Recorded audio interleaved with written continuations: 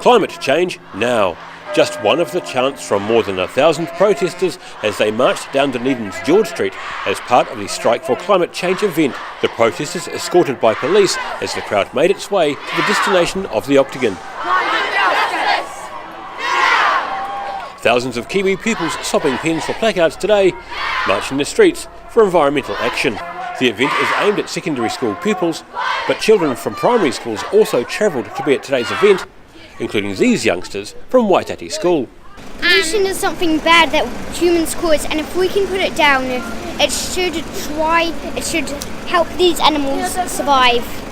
In 12 years, if we do not reduce our carbon output by at least 50%, we'll have irreversible damage done to our planet.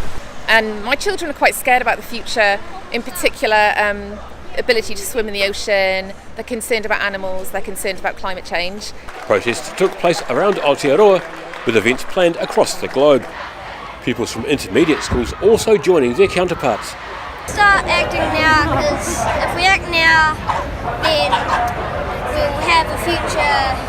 I'm Coco and I'm here because climate change is a really bad issue that needs to be stopped. Today's protest also piqued the interest of tourists, including Larry Blake, a retired chemical engineer for a major oil company in Texas. He says it's great to see younger people out taking environmental action. Is that I've done that somewhat at the expense of others.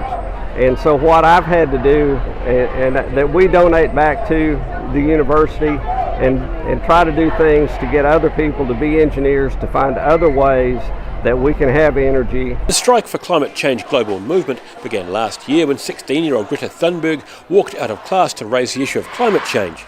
That issue replicated by thousands across New Zealand today. In Dunedin, the South Today.